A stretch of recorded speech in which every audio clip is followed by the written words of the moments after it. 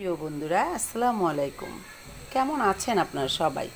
আশা করছি সবাই ভালো আছেন। বন্ধুরা দেখুন, আমার ময়নাদের জন্য আজকে মাছ আনা হয়েছে। এগুলো হচ্ছে জাটকা মাছ আর হচ্ছে টাটকিনি মাছ। দেখুন মাছগুলো একবারে একবারে তাজা, একবারে সুন্দর সচল।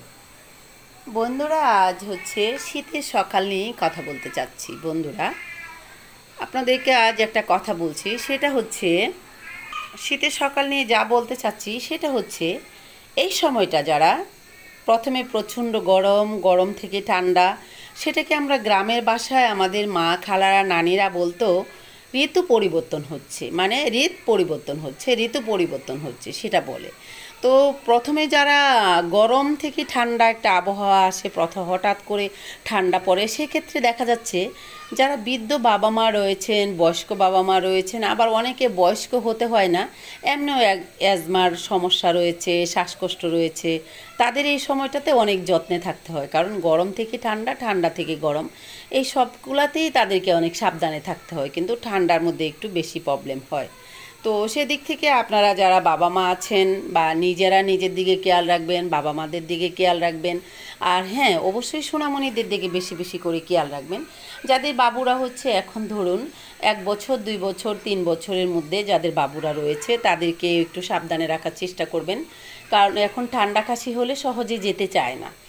বাট আরেকটা কথা রয়েছে, সেটা হচ্ছে যারা গর্ভবতী মায়েরা রয়েছেন, হ্যাঁ, তাদের হচ্ছে একটা সাজেস্ট করব আজ আমি আপনাদেরকে। সেটা হচ্ছে গর্ভবতী মায়েরা যাদের সোনামণিরা এখনই কিছুদিনের মধ্যে এই পৃথিবীতে আসবে বা আপনারা প্রস্তুতি নিচ্ছেন আসার জন্য, সেরকম যাদের আছে বা যারা গর্ভবতী মায়েরা রয়েছেন যে 2-4 মাস পরে হয়তো বেবি পৃথিবীতে আসবে, তাদেরকেও উপলক্ষ করে বলছি, আপনারা হচ্ছে এই সময়টার মধ্যে ঠান্ডা পানি দিয়ে গোসল করবেন না, নিজেরা বেশি ঠান্ডা লাগাবেন না।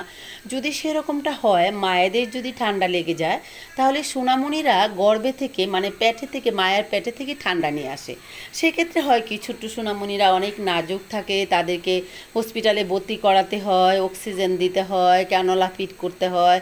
সেক্ষেত্রে হচ্ছে কি, দাদি নানি বাবা মা তাদেরকে প্রচণ্ড কষ্ট পেতে হয়। কারণ ছোট্ট সোনামণি যেন সোনার মুখ নিয়ে এই পৃথিবীতে জন্ম নেয়, তখন সবারই অনেক আদরের থাকে। আর সেক্ষেত্রে হচ্ছে তাদেরকে ক্যানোলা ফিট করা যায় না, কারণ তাদের আইভি পাওয়া অনেক কঠিন হয়ে যায়। এত ছোট বাচ্চা, এত ছোট সোনামণি, তার রগ পাওয়া যায় না। সেক্ষেত্রে হচ্ছে ক্যানোলা ফিট করার সময়, কারণ যখন বেশি ঠান্ডা লেগে যায়, নিউমোনিয়া হয়ে যায়, ডাবল নিউমোনিয়া হয়ে যায়, সেক্ষেত্রে তাদেরকে ক্যানোলা ফিট করতে হয়। কারণ তারা আইবি পায়, প্রতিদিন 1বার 2বার 3বার করে আইবি পায়। সেক্ষেত্রে হচ্ছে সোনামণিদের অনেক বেশি কষ্ট হয়ে যায়। তো সেই আপামণিদেরকে বলবো, সেই বৌদিদেরকে বলবো, আপনারা একটু সাবধানে থাকবেন, নিজেরা ঠান্ডা লাগাবেন না, যেন আপনার সোনামণি পৃথিবীতে ভালোভাবে জন্ম নিতে পারে আর আপনিও ভালো থাকতে পারেন। বিকজ আপনি মা যদি ভালো থাকেন, তাহলে আপনার সন্তান ভালো থাকবে।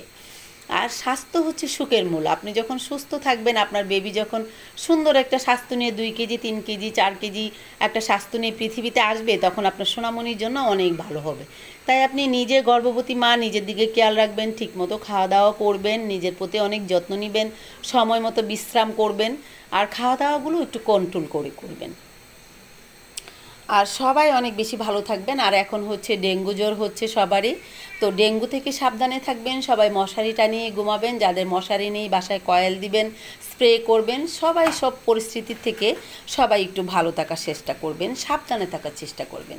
বন্ধুরা, তা আজকে হচ্ছে আমার শীতের সকালের কথা আপনাদেরকে বলে দিলাম। আপনারা সবাই ভালো থাকবেন, আমার জন্য দোয়া করবেন, আমিও আপনাদের জন্য দোয়া করব, আপনারা যেন সবাই ভালো থাকতে পারেন। বন্ধুরা, তাহলে আজ এখান থেকে বিদায় নিচ্ছি। দেখা হবে অন্য কোনো ভিডিওতে। সে পর্যন্ত আল্লাহ হাফেজ, টাটা।